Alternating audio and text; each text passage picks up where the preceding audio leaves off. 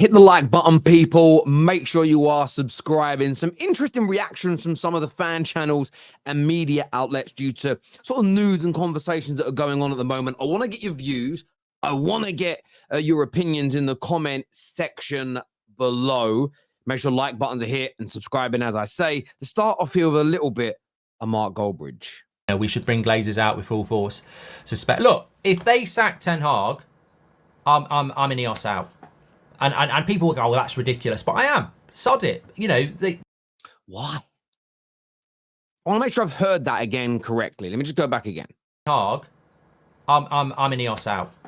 And people will go, oh, that's ridiculous. But I am. Sod it. You know, I understand Mark backs Ten Hag. I understand Mark believes that with structure, with proper backing, with football decision makers, Ten Hag can be successful. And I appreciate that opinion. I don't necessarily agree with it, but I appreciate his opinion on Ten Hag staying, the club putting faith in him. And the conversation regarding this has become very subjective, very emotional, with people sort of wanting their opinions to be right, as opposed to looking at this a little bit more holistically, a little bit more objectively from the angle of, okay, well, I may not get all the little things I want. I may not get the style of player I want. I may not get the manager. We may not make the signings that I'm completely buzzing about. But we've got football decision makers at the club now. So they stick with Ten Hag. I'll get on board because I'm going to trust Wilcott, Ashworth, Barada, and co.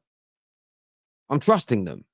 If they don't, and they go with somebody else, I'm going to trust them because there's more that's going on behind the scenes than just how we played football last season.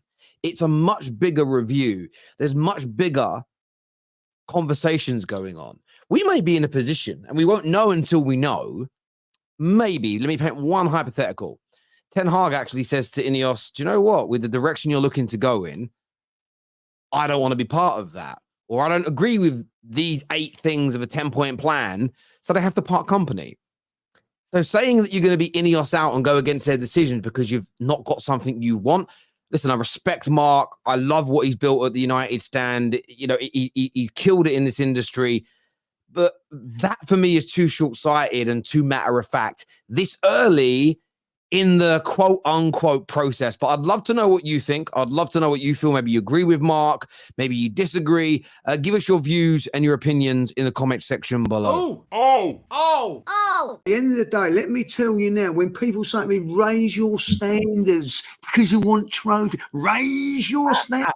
He's jaw.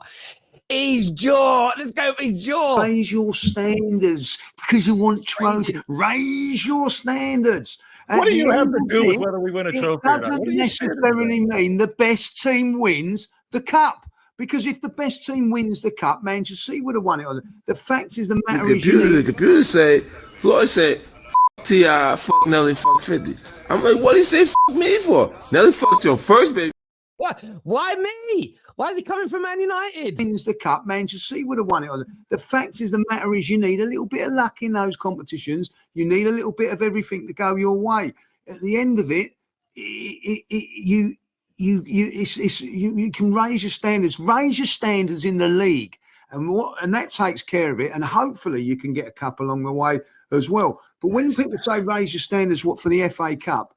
You know what I mean? Like at the end of the day, did Manchester City were actually beaten by a team that finished 8th in the league. 8th in the league, you know what I mean? It's just one of those. Such an interesting conversation.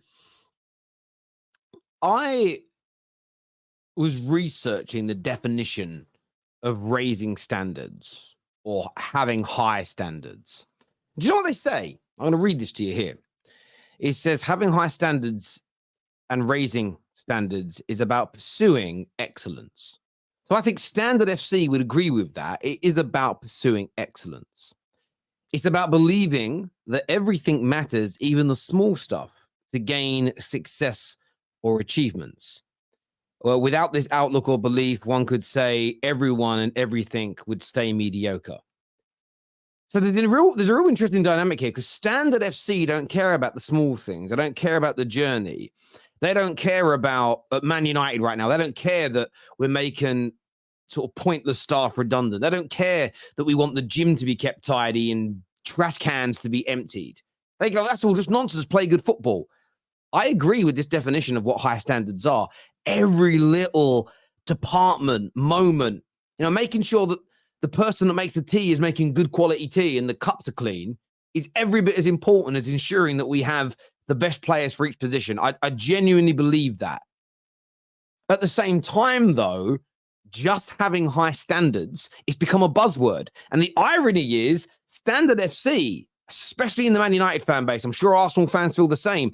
Standard FC hate buzzwords, yet it's become a buzzword because having high standards has become a sort of buzzword or a sort of colloquial term that sort of means until you get what you want, be angry, shout, and sort of spew frustration out all the time.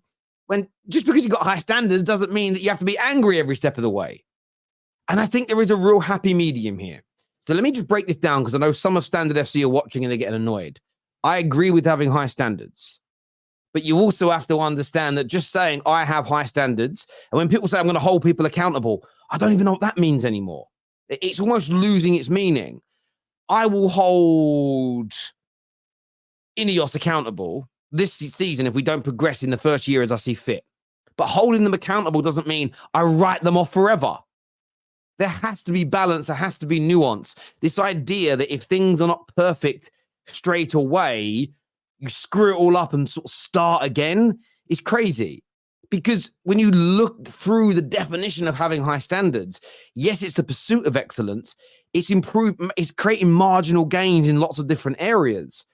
But that's almost an ongoing process. If you rip it all up and throw it all away every time the standards drop, and they will in sport, in business, at home, at school, nothing's up here always, every single step of the way. I think there has to be some balance in this conversation. And I don't believe Standard FC are wrong for wanting the best. I don't believe people that want to be more balanced and a bit more open-minded are wrong either. But there has to be a debate about this, almost settling on what does something mean. I think we're losing sight of it. It's all becoming a buzzword. I'd love to get your thoughts and I'd love to get your feelings in the comment section below. Blah, blah, blah, blah, blah, blah, blah. Have confirmed that Vincent Kompany has left the club to join Bayern Munich. I'm going to read that one again for you, okay? And Burnley have confirmed that Vincent Kompany has left the club to join Bayern Munich. The former Arsenal winger Perry Groves was in the sports bar last night and said that Kompany has sold Burnley down the river. He's got the job because he's Vincent Kompany. He's a disciple of Pep Guardiola. Yes, and yes. I think he's thrown Burnley. I don't know what Burnley fans think. Maybe they could. I think he's thrown them under the bus. Oh my. Firstly, he's not thrown anybody under a bus. He has been offered an opportunity at one of the biggest and greatest and most successful clubs in the world, and he has taken it. If any of those Burnley players would have been offered the opportunity to go and play for Bayern Munich, they would be saying, yes, please, sir. I understand that Burnley fans may feel a little heartbroken. I understand that Burnley fans may feel a little frustrated with him. But you can't expect him to turn down Bayern Munich. He ain't selling them down the road. He's being ambitious, and I think Vincent Kompany needs to be praised for that. My word. What do you mean by friend of what? Because he was playing in a certain way, and it was the same thing over and over. It's definition sanity, isn't it? It's like doing the same thing over again. It's not. There is a difference here. He sees football a particular way, and he started off a much smaller club than some of his contemporaries. And yes, they didn't have a great Premier League season, but listen, I'm not against people. There's not pretend he didn't adjust and adapt. He was playing in the Premier League with a substandard level squad, not because he can't spot great talent, but because Burnley can't afford to buy better players, can't afford the wages of higher quality players. They played good football this year, and yeah, they got relegated, but people are looking at this, in my opinion, through the completely and utterly wrong lens. Different result. Didn't James Trafford, the poor young goalkeeper? Remember Tom Hanks in the film Big, where he went down and he was in like all the clothes that are too big for him. That's how he made James Trafford look. Playing out from the back. Oh, imagine our Craig Bellamy shouting at Neuer and Kimmich. Play the right pass. They'd be like, Gabby. Do you know what's really funny here? Like they're almost advocating for player power, but whenever they see player power happen at the clubs they love and respect, they condemn it. It's crazy. You get, Burnley relegated from the top flight back into the Championship. It makes me wonder, has it been on the cards for a while? I don't think so. No. They went for everyone before Kompany. Alonso, do you know what I mean? They're after him for a long time. I think they even went back to Tuchel to see if he'd stay, but he was like, "No, you tried to get someone else. I'm gone."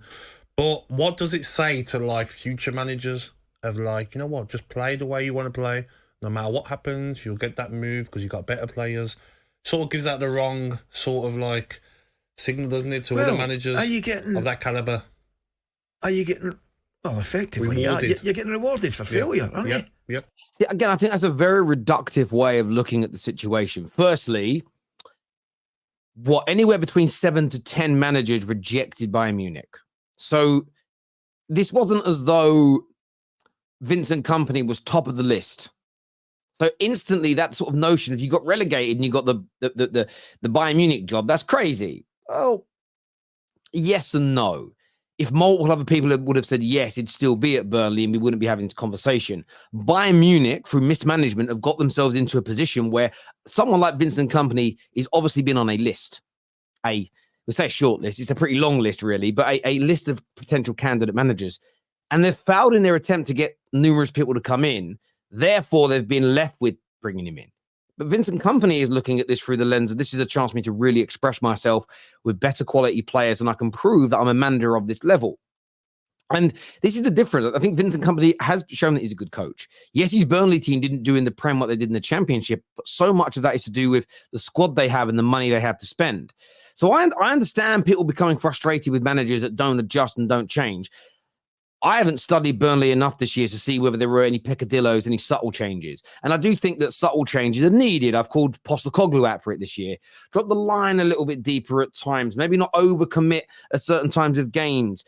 I think you can make subtle changes to your system, but most managers will still play in a particular way in 95% of their games, and it's always been the case. I think it's disrespectful to Vincent Kompany, the way they're talking, the advocating of player power. Why would anybody listen to him? He's only got the job because he's a Pep disciple. No, he's got the job because he's proven that he can play a particular brand of football that Bayern Munich want. Now, that he wasn't the first choice to coach it, but they've ended up in this situation.